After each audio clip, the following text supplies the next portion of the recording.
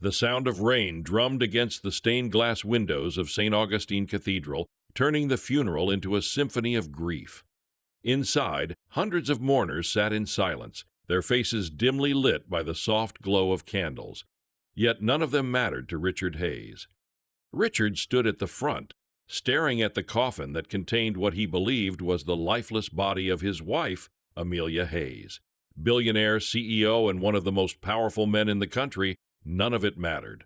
All his money, all his influence, couldn't change the single fact that his wife was gone. His posture was heavy, almost defeated. His perfectly tailored black suit hung loosely, as if even the fabric itself carried the weight of his despair. Beside him stood Emily, his 10-year-old daughter, clutching his sleeve with trembling fingers. Her tear-streaked face buried against his arm reminded him of everything Amelia used to be: comfort, love, and light. The priest spoke from the altar, his deep voice echoing through the cathedral.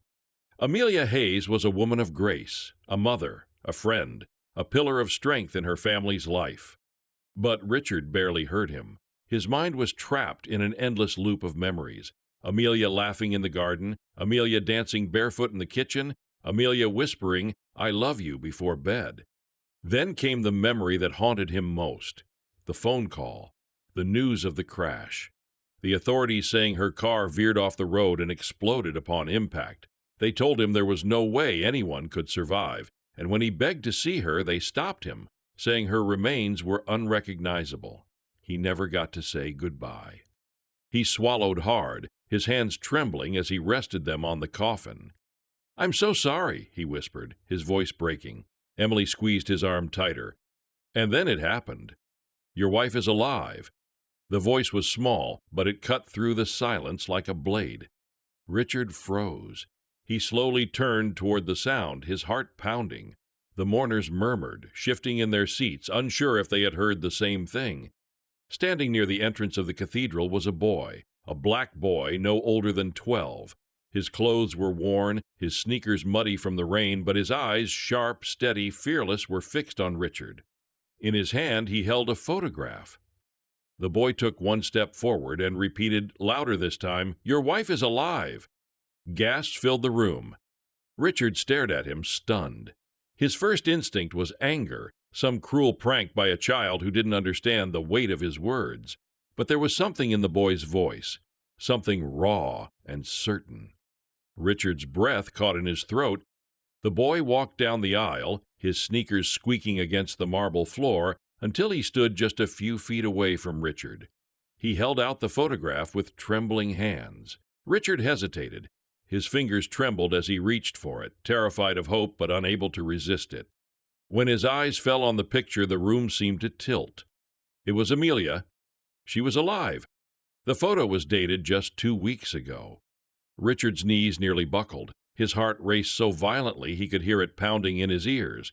Around him, the whispers grew louder, but he didn't hear them. He couldn't. He stared at the boy. Where is she?" he whispered. The boy looked him dead in the eyes and said, "Follow me and I'll show you." And for the first time since the crash, Richard felt something dangerous: hope. The cathedral was no longer silent. The moment the boy's words echoed through the sacred hall, whispers spread like wildfire. Guests turned to each other in disbelief. Some scoffed, shaking their heads at what they assumed was nonsense. Others leaned forward, their eyes widening, as if part of them dared to hope. But Richard Hayes, he couldn't move. His breath came in short, uneven bursts. He stared at the boy as if he were a ghost. "Who are you?" Richard's voice was hoarse, almost unrecognizable. The boy didn't flinch. "My name is Noah," he said softly, "and I can take you to her." The words were maddeningly calm, too calm for the storm they created in Richard's heart. "Richard," his brother Daniel whispered, stepping closer. "This is absurd. He's just a child. He doesn't know what he's talking about. Sit down before you embarrass yourself." But Richard didn't sit down. He couldn't. He felt as if his legs had locked into the marble floor beneath him. He was no longer a billionaire, no longer a man of logic. In that moment, he was just a husband desperate for a miracle. He crouched down to meet the boy's eyes, his hands trembling. "If this is a joke," his voice broke, his words uneven. "If this is a cruel joke, I swear." Noah interrupted him with something that made every hair on Richard's neck stand on end. "She told me to find you," the boy said. Richard's stomach dropped. "What?" "She said, you wouldn't believe anyone else. She told me to give you this." Noah reached into his jacket pocket and pulled out a folded piece of paper. The paper was wrinkled as though it had been clenched in a fist for hours. Richard's hand shook violently as he took it. He unfolded the note and froze. The handwriting. He would recognize it anywhere. "Richard, if you're reading this, I need you to trust him. Come find me. I'm alive." The world blurred around him. His fingers tightened on the note as though it might vanish if he let go. His chest heaved, and for a moment he thought he might collapse right there in front of everyone. Gasps erupted from the mourners. Someone shouted, "That's impossible!" Another said, "This boy is lying." But none of it mattered. Richard couldn't look away from the note. Daniel tried again. "Richard, you've been under so much stress." "Stop," Richard snapped, his voice sharp, commanding the attention of the entire cathedral. "This is her handwriting. I know my wife's handwriting." His brother's mouth opened, but no words came out. Richard turned back to Noah. "Where is she? Tell me where my wife is." The boy hesitated for a second. His eyes darted around the room as if he feared being overheard. He then leaned in and whispered, "Not here. I'll explain everything, but we have to go. They're watching." "They?" Richard asked, but Noah only shook his head. The boy glanced toward the cathedral doors and tugged at Richard's sleeve. "Please, trust me, if we stay here, we'll never get her back." Richard stared down at his daughter Emily, who clung to him like a lifeline. He looked at the coffin, at the flowers, at the sea of mourners who had already buried Amelia in their minds. Then he looked at the note again. Alive? The word ignited something inside him. Without another thought, Richard turned to his brother. "Take Emily home." "Richard, this is insane," Daniel argued.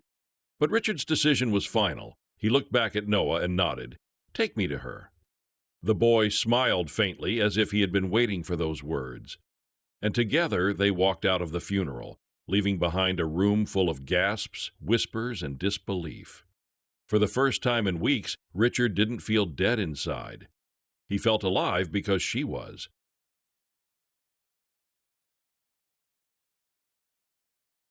The limousine that had brought Richard to his wife's funeral now sat abandoned in the cathedral's parking lot.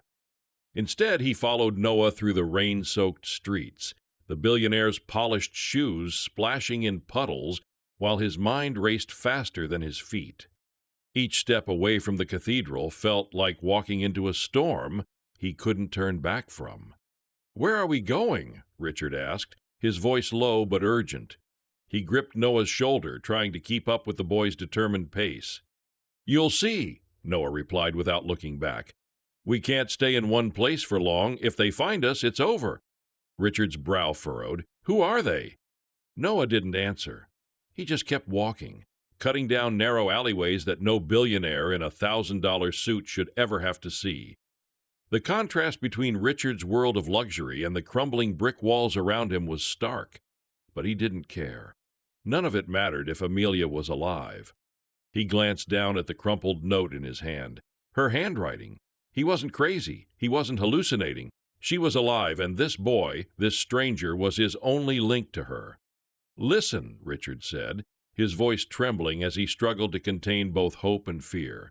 "If you're lying to me, if this is some kind of game, I'll—" Noah spun around suddenly, his small face fierce with conviction. "I'm not lying. She saved my life." Richard froze. "What do you mean?" Noah's eyes glistened in the dim streetlight. "The night she disappeared, everyone thought she died, but she didn't. I saw what happened. They took her, and if it wasn't for her, I'd be dead too." Richard's breath hitched. "Who took her?" Noah hesitated, glancing around the alley as if shadows themselves might be listening.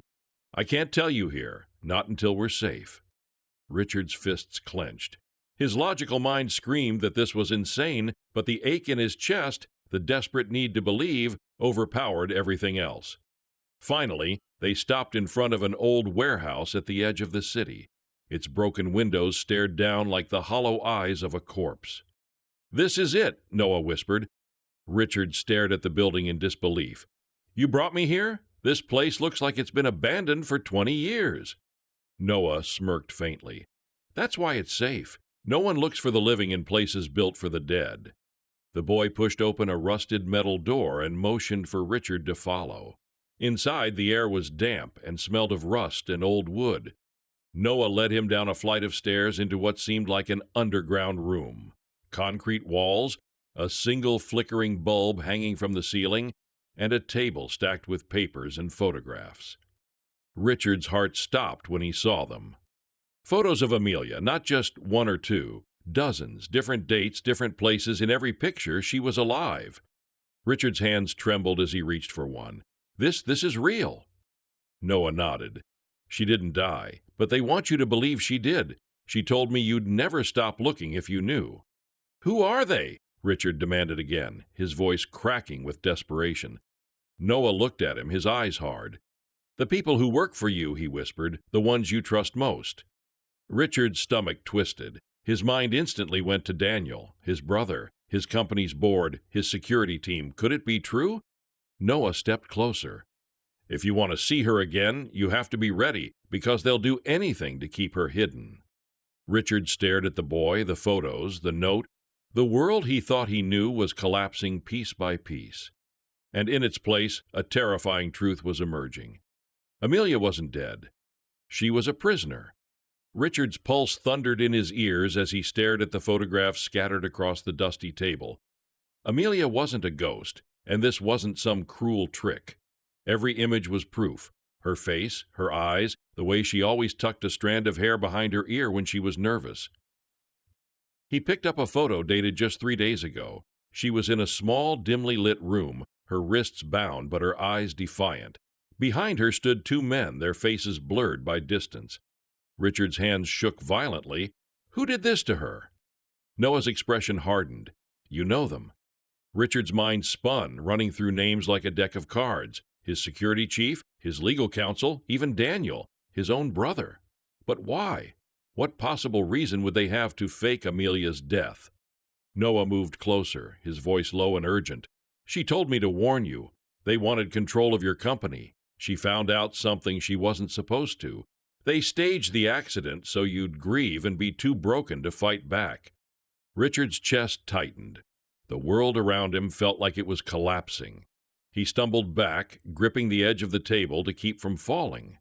That's insane, Richard whispered, but the words sounded hollow even to himself. Noah stared straight into his eyes. You wouldn't be here if it wasn't true. Richard looked down at the note again, Amelia's handwriting staring back at him. Trust him. It wasn't just proof, it was a lifeline. His jaw clenched. Where is she? Noah hesitated for a moment, then unfolded a rough hand-drawn map. An estate outside the city. It's heavily guarded. She's been there ever since the crash. Richard leaned over the map, studying it. His mind switched from shock to focus. He was a man who built empires from the ground up, and now that same relentless determination shifted to one purpose: get Amelia back. He looked at Noah. How do you know all this? Noah's face darkened. Because I was there the night it happened.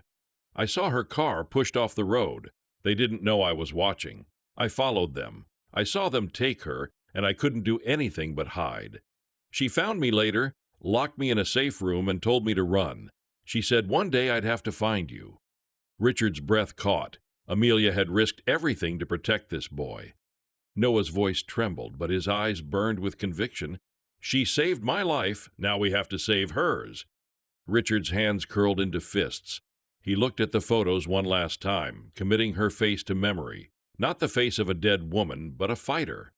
Suddenly, the flickering bulb overhead buzzed louder, and a sound echoed from upstairs, a sharp metallic clang like a door being forced open.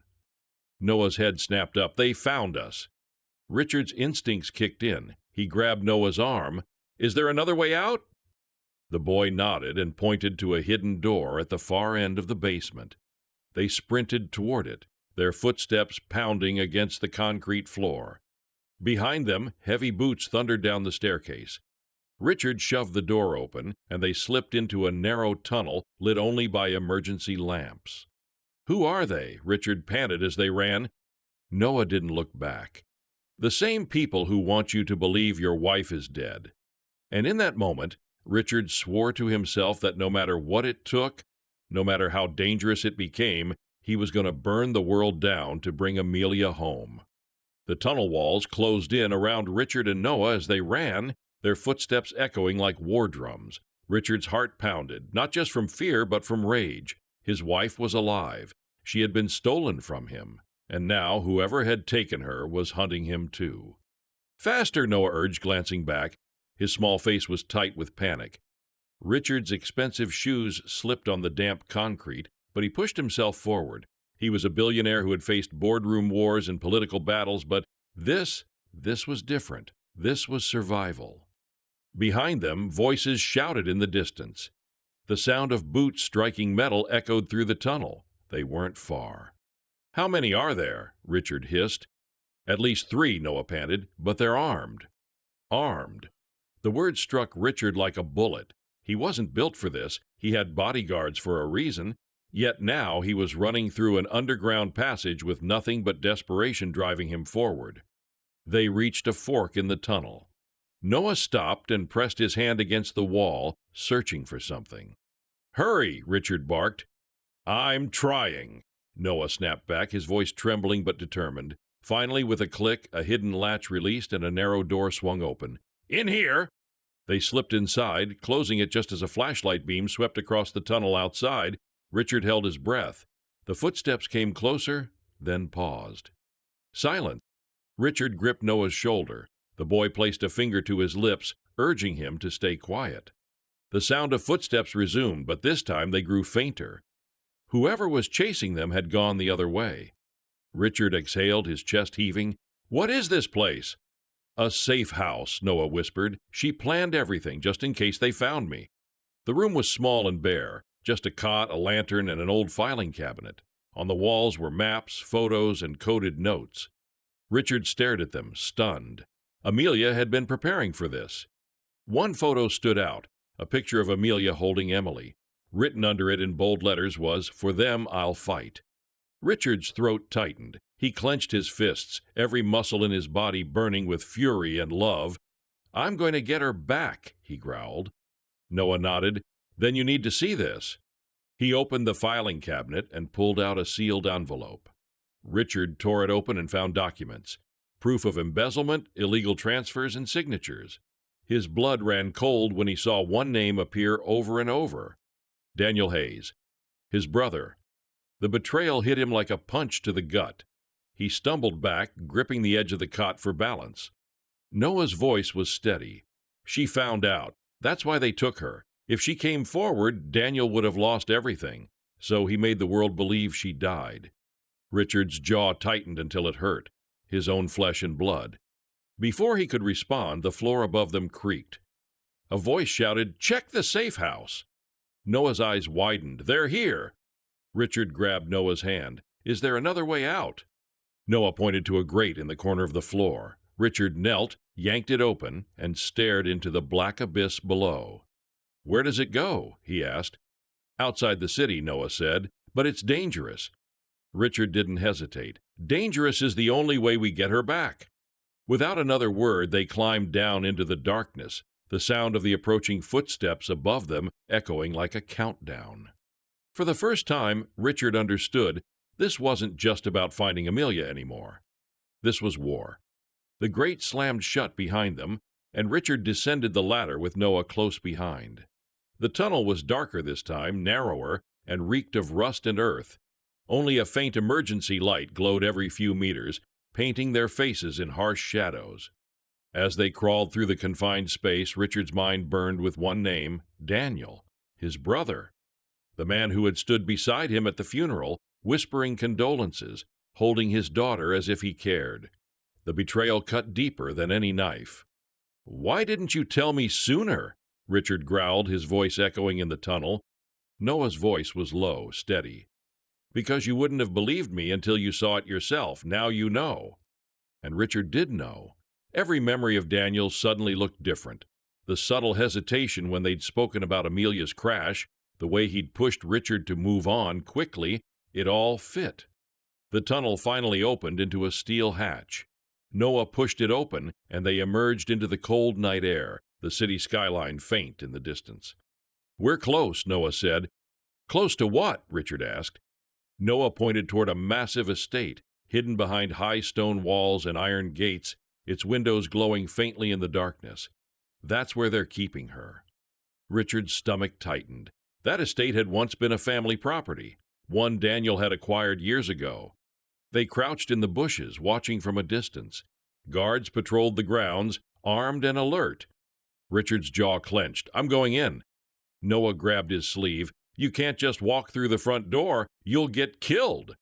Richard stared at the boy, his expression grim but resolute. "No, I'll make him come to me." The confrontation. Richard pulled out his phone and dialed a number he once trusted more than his own heartbeat. Daniel answered on the second ring. "Richard, where are you? Everyone's worried sick." "Cut the act," Richard snarled. His voice was sharp enough to draw blood. "I know everything." There was silence on the other end. Then Daniel chuckled softly. "I see Noah found you." Richard's breath caught. "You knew he was alive?" "Oh, Richard," Daniel said with mock sympathy, "you were always so brilliant in business but blind when it came to family. Yes, I knew, and now you know too much." Richard's hands trembled with fury. "Where is she?" Daniel's tone turned cold. "She was a problem. Problems get managed. Go home, Richard. Mourn your wife. If you keep digging, you'll end up with her." Richard's teeth ground together. "I'm coming for her, and when I find her, you'd better pray I don't find you first." Daniel laughed, a slow, mocking sound that boiled Richard's blood. "Try it, little brother. Let's see who walks away in one piece." The call ended. Richard lowered the phone, his face carved from stone. "We're getting her out, tonight." Noah's eyes widened. "Are you serious?" Richard nodded, a cold fire in his eyes. "He's forgotten who I am. I didn't build an empire by playing fair. If Daniel wants a war, he'll get one."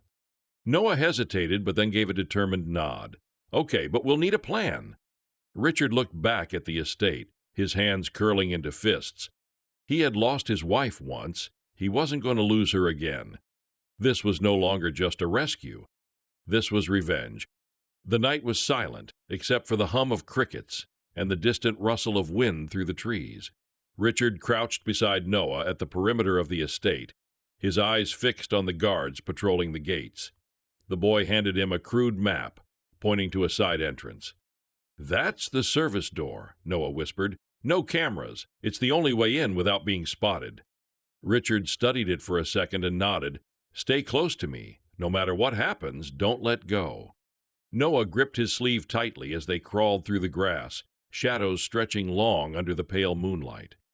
When they reached the wall, Richard hoisted the boy up, then scaled it himself, his heart pounding with every move. He wasn't built for this, but raw determination fueled him more than any skill ever could. They slipped inside the estate, hugging the walls until they reached the service door.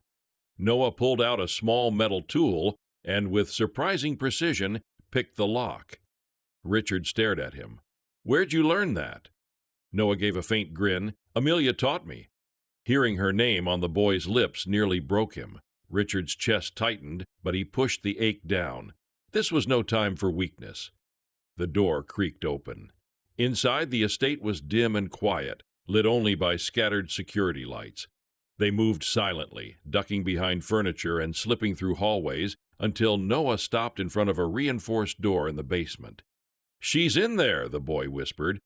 Richard's hands trembled as he reached for the handle, but it was locked tight. "Step back," he growled. With every ounce of strength, he rammed his shoulder into the door. Once, twice. On the third strike, the wood splintered and the door burst open. Inside, the room was cold and bare, concrete walls, a single chair, and in that chair, Amelia. Her head jerked up at the sound, her eyes, those familiar, unyielding eyes, widened. "Richard?" Her voice cracked with disbelief. He froze in the doorway, his chest heaving. For a heartbeat, the world stopped. Then he rushed forward, tearing the ropes from her wrists and pulling her into his arms.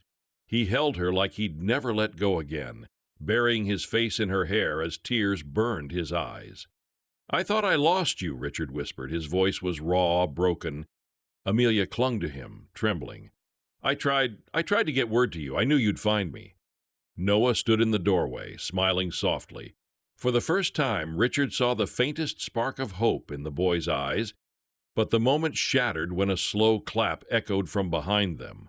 "Well," a familiar voice drawled, "how touching." Richard turned. Daniel stood in the doorway, flanked by two armed men, a smirk curling his lips. "Richard," Daniel said mockingly, "I told you to stop digging. Now look at you, dragging a child into this mess." Richard stepped in front of Amelia and Noah, his fists clenched. "It's over, Daniel. I have everything I need to destroy you. The photos, the documents. Your little empire is done." Daniel chuckled darkly. "You think anyone will believe you?" Richard's eyes burned with fire. "They will, because I'm walking out of here with my wife and you're going to prison." Daniel raised his hand, signaling his men, but before they could act, the wail of sirens split the night. Red and blue lights flashed through the windows. Noah grinned. "I called them." Daniel's smirk faltered. Richard's security team, followed by the police, stormed in. In seconds, Daniel was dragged to the ground, his reign of betrayal ending in handcuffs. Richard turned back to Amelia, cupping her face in his hands. "It's over," he whispered. She smiled weakly, tears in her eyes. "No, it's just beginning for us." Richard kissed her forehead, vowing silently that he would never let anything take her away from him again. Noah watched quietly, and for the first time in years, Richard felt something he thought he'd buried with Amelia's death. Hope. The flashing lights of police cars painted the once menacing estate in streaks of red and blue. Daniel Hayes, once untouchable, was shoved into the back of a squad car, his defiant smirk replaced by a cold, hollow glare. For Richard, watching his brother, the man who had betrayed him so deeply, finally fall, was both bitter and liberating. Amelia stood by his side, her hand trembling in his. Richard didn't let go for even a second. Not after all those nights he had mourned her, not after the countless moments he had stood at her grave believing she was gone. Now that she was here, alive and breathing, he would never lose her again. "Are you all right?" Richard asked softly, brushing a strand of hair from her face. Amelia nodded, her voice shaky but determined. "I am now because of you." Noah approached, his small frame dwarfed by the chaos around them. His eyes were tired but proud. "Told you she was alive," he said with a faint, triumphant grin. Richard crouched down and placed a hand on the boy's shoulder. "Noah, I don't even know how to thank you." "You already did," Noah replied. "You believed me." Those words hit Richard like a truth he didn't know he needed. This boy, brave, loyal, and far wiser than his years, had carried a burden no child should ever bear. Richard made a silent promise then and there. Noah would never be alone again. As the police escorted the last of Daniel's men away, an officer approached Richard. "We'll need statements, sir, but from what we've seen here, it's clear you and your wife are the victims. He won't be getting out of this." Richard nodded. "Make sure he doesn't."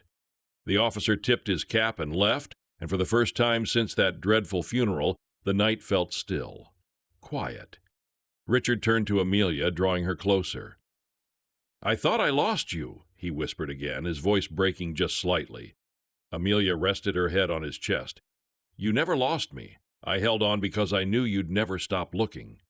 He closed his eyes, holding her tighter. The grief that had once consumed him was gone, replaced with something fierce and unshakable. Gratitude. Noah cleared his throat. Not to ruin the moment, but maybe we should get out of here before the news crews show up." Richard chuckled, a sound he hadn't made in months. He stood, slipping his arm around Amelia's waist and holding out his other hand to Noah. "Come on, both of you. We're going home."